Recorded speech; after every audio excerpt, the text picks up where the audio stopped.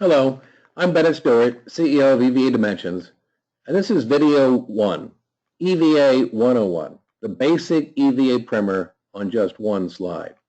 So let's define EVA. It really just takes a simple three-line calculation.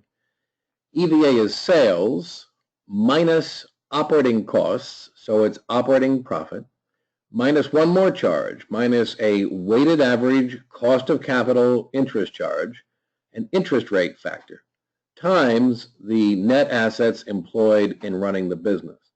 So to take an example, if sales are 1,200 and operating costs are $1,050, the difference is operating profit of $150. Now most companies stop there or about there. They look at EBIT or EBITDA and metrics like that really forget to deduct one more important cost, and that is the cost of providing the lenders and shareholders with a minimal acceptable return on their investment in the business. In this example, let's suppose the weighted average cost of capital is 10%. That would be less for the lenders and more for the shareholders, blending to 10. And if the company's tied up $1,000 in net business assets in the sum of its working capital, its plant and equipment assets, investments, intangibles, other assets, goodwill, if the total kit and caboodle in the business is $1,000, then the company would have to set aside $100 in operating profit just to cover a priority return for the lenders and the shareholders. And so EVA in this case is $50 to the good. The company's operating profit is $50 above meeting the market mandated minimum return on its capital. So you can see that EVA consolidates operating efficiency and asset management into one net profit score. And because it does that, you really don't need ROI and you really don't need cash flow. As I'll show, those metrics simply do not consolidate the earnings and assets as effectively as EVA does, and so those other metrics really are redundant and unimportant. The real clincher for EVA in my book is that the EVA has a direct link to creating shareholder value. In fact, the present value of a forecast for EVA profit is mathematically identical to the net present value of discounted cash flows.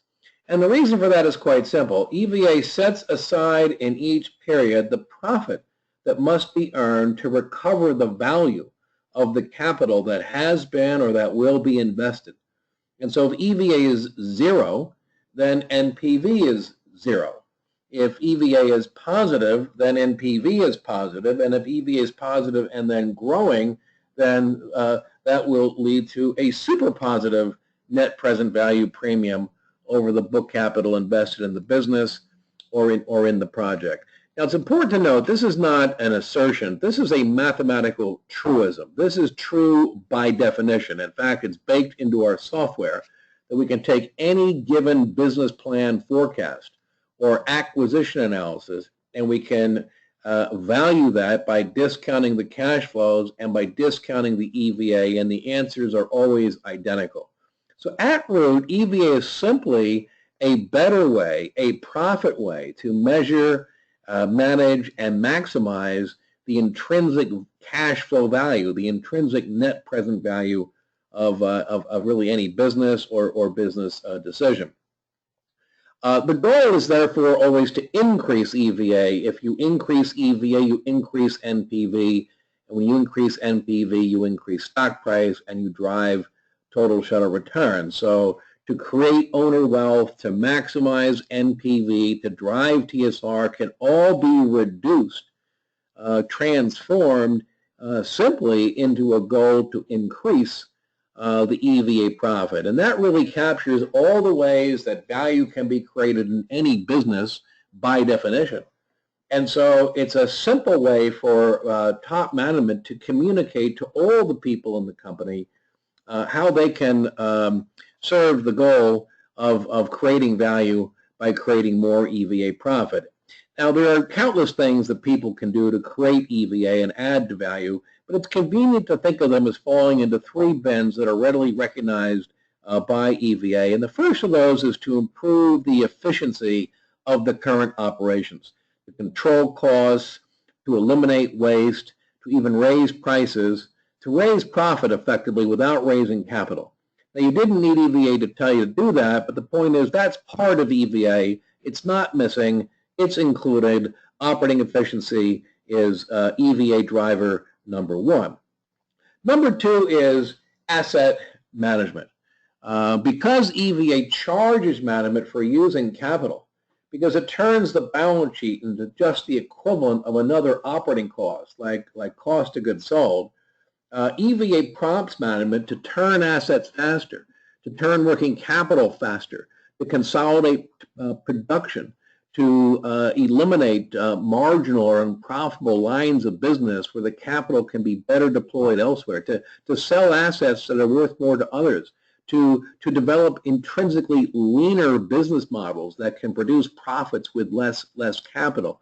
And so that mandate, that mission is clearly embedded within EVA, because by charging for capital, EVA increases when capital is released. In fact, EVA is the only profit measure that fully and correctly increases as balance sheet assets decrease. One other thing, because EVA charges for capital, both new and old, anytime management is contemplating investing additional capital, they are faced with the prospect of raising the fixed cost of running the business. They are faced with the prospect of raising the capital charge, and that will cause them to think twice and thrice about the wisdom of the investment and even how to restructure the investment to be sure they produce as much EVA as possible. So in short, EVA motivates management to invest wisely, carefully, imaginatively, to achieve their business goals, and with real accountability, because they'll be held accountable for covering the cost of capital once the capital is invested in the business. But EVA is not just a disciplinarian, it's also a cheerleader. It encourages management to invest in all growth above the cost of capital, in all growth that will add value by adding to EVA, even in cases where ROI or profit margins come down. I mean, if a company is already earning, say a 20% ROI, and a project to invest 15% comes along, if its cost of capital is 10%, well, 15 is way over 10, and EVA will add up even as ROI comes down. So ROI and profit margin are like judging a basketball player by shooting percentage. The incentive is just to take the sure shot, the 100% layup, stand in a corner and say, don't give me the ball. How can I improve on perfection? And so EVA is value additive, and it gets the incentive right at the margin in a way that ROI simply does not do. And so we advocate that ROI be abandoned as a corporate performance measure, because not just EVA, but a set of EVA ratio statistics that we'll get to completely substitute for ROI in a more effective framework than ROI itself.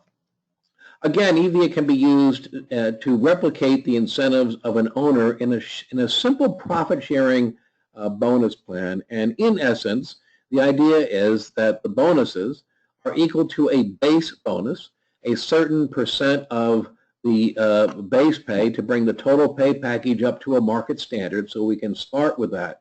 But then we say plus, although it could be minus, we say plus a percent of the current and the cumulative increase in EVA that is achieved over time. It's a simple, incremental EVA profit-sharing plan, and it's not tied to budget, and it's not tied to business plan goals. Most companies do the opposite. They will have a large array of metrics. They'll set targets for them in a complex and ambiguous process that's oftentimes tied to budgeting or plan goals, which means that operating people have the incentive to understate and underperform what they really can do instead of reaching for the stars, and to manage the earnings and expectations of the head office instead of maximizing on value. It's a formula to suboptimize, and it should be discontinued. That does not happen when EVA rules the roost. When you have an EVA-based profit-sharing program, managers are encouraged actually to develop the most effective strategic business plans and to execute them, because they're not compensated for beating their plan, they're compensated for creating value, and so therefore their incentive is to develop and prosecute the best plans that they possibly can. EVA now is in the form of a set of ratio statistics and a ratio analysis framework, which is making EVA a lot more effective than it was originally, when it was just in the form of a money measure of economic profit. We'll have more to say about these details in subsequent videos. But to provide you with a brief overview, the first insight is to think of EVA as EVA equals sales times the ratio of EVA to sales, EVA over sales, if you will, the EVA profit margin. And an appeal of the EVA profit margin is that it's highly comparable across businesses that even have very different degrees of capital intensity. You can take a look at an Intel, which has a giant operating profit margin in its semiconductor business, and yet it ties up tons of risky capital. So its net EVA profit margin is much lower and much more comparable against even that of, say, a Walmart stores, which, although it has a very modest profit margin, has wafer-thin capital. And so you can literally compare the EVA margins of these two very different companies with some meaning, where you could never compare their operating margins. They're just incomparable statistics. And so I provided on this slide a couple of statistics for EVA margin for the S&P 500, what's been typical over the past 20 years or so.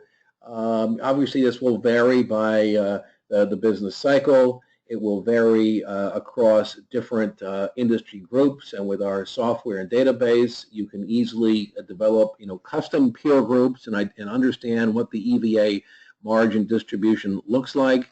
But just to give you a feeling for this, the median S&P 500 firm has had an EVA to sales profit margin running around 2.5%. Not much more than just breaking even. In fact, there are many companies in the marketplace that are just breaking even or worse. And these are companies that are growing sales, growing EBITDA, appear successful by the volumetric metrics, and yet with EVA close to zero, their EVA is going nowhere, and if EVA is going nowhere, their NPV and TSR are going nowhere fast as well. Now, the 75th percentile is about 6% or so. That's a fairly significant leap up. I mean, any EVA profit margin over 5%, let's say, is pretty solid.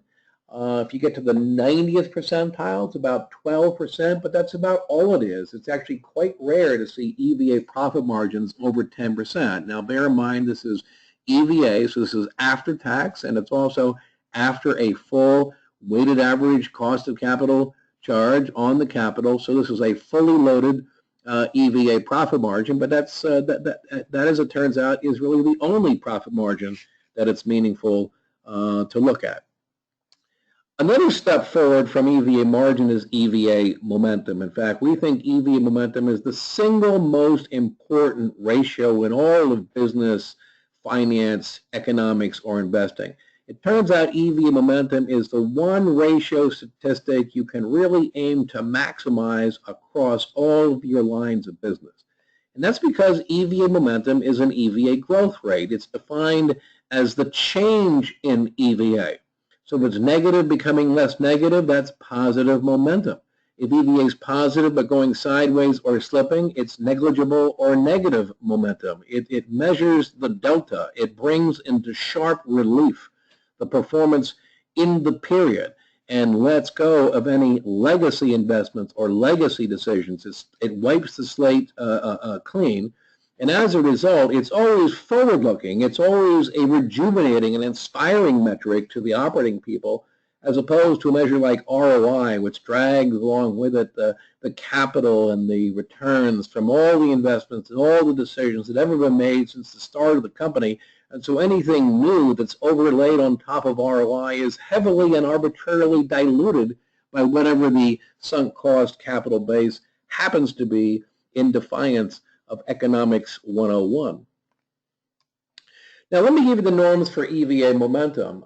Again, for the S&P 500, for the Russell 3000, they're a little different. They obviously differ by industry and by cycle. But strategically, over the past 20 years, what you find is that the median big company, the median big and generally successful company, has had an EVA momentum of only 0.4%. Markets are, in fact, very EVA competitive at the margin. The median firm is only eking out a slight rise in its EVA profit over time, is what the facts would show. The 75th percentile is about 1.5% a year on average over a moving 5-year window. So multiply that times 5, in other words, over 5 years, it's about a 7.5% cumulative 5-year momentum. So for every billion in revenues you have today, you'd have to increase EVA by $75 million over the next 5 years in order to put forth a 75th percentile quality forward business plan, to give you a feel for that. Now, the 90th percentile is about 3 to 4%, but frankly, those are companies that usually can't keep that up.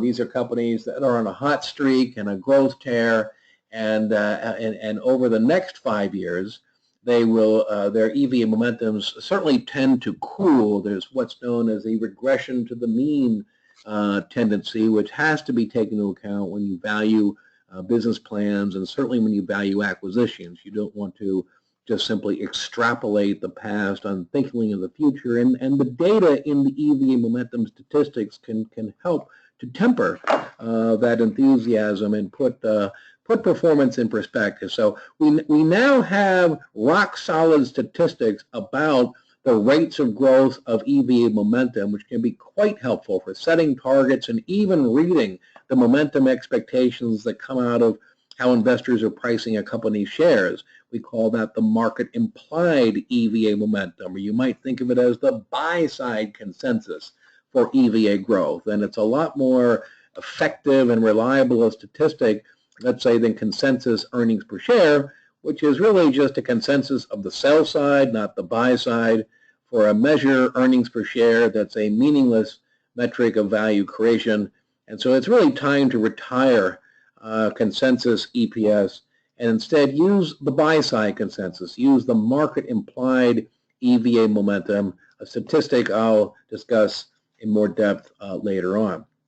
What also makes EVA momentum extremely appealing is that it can be deconstructed in steps and ultimately traced to reveal all the underlying operating drivers and strategic milestones. But just to begin at the top of the house, EVA momentum fundamentally comes from two sources. And one source is called productivity gains. That is the change, or let's say the increase in the ratio of EVA to sales, the EVA profit margin. So even if even if sales were flat, if the EVA margin is improving, if more EVA is dropping to the bottom line from top line sales, then that would turn into more EVA and into more momentum. The other way to drive EVA and drive value is to have positive sales growth at a positive EVA profit margin, and this is multiplicative, which is very important. You have to take the sales growth rate times the EVA margin. And in the example, I'm positing a company that has had 25% sales growth, and the sales that it added over the period added to EVA at a 4% EVA to sales profit margin. And so that adds 1% to momentum, as would, by the way, improving the EVA margin over the period from, say, 3% to 4%. So in this example, the company has an EVA momentum of 2%, and you now know that's an extremely good EVA momentum. And half of it came from improving the business model productivity, if you will, gains in business model horsepower, more torque and spark in the business model. And the other half came from, throttling more fuel in the business and driving more profitable growth through the business, engine. And so EVA momentum gives you a stereoscopic view of profit performance and wealth creation. If you look at ROI, you're only looking at one half of this. If you look at EBITDA growth, you're only looking at one half of this. Only EVA momentum really brings business model productivity and profitable growth together into one overall combined score. So if we hold management accountable for driving EVA momentum, we are freeing them to figure out which combination of productivity gains and profitable growth will ultimately deliver the most shareholder value. So that freedom within a framework is a very important consequence of focusing on the EVA metrics. By saying that increasing EVA is what's important, we're also saying the other measures can flex because they are not important as compared to growing EVA as much as possible. So when you pull this together, you actually get an overall management model that's quite simple. Yes, EVA may be a little more complex. I don't actually think it is more complex so much as it's unfamiliar.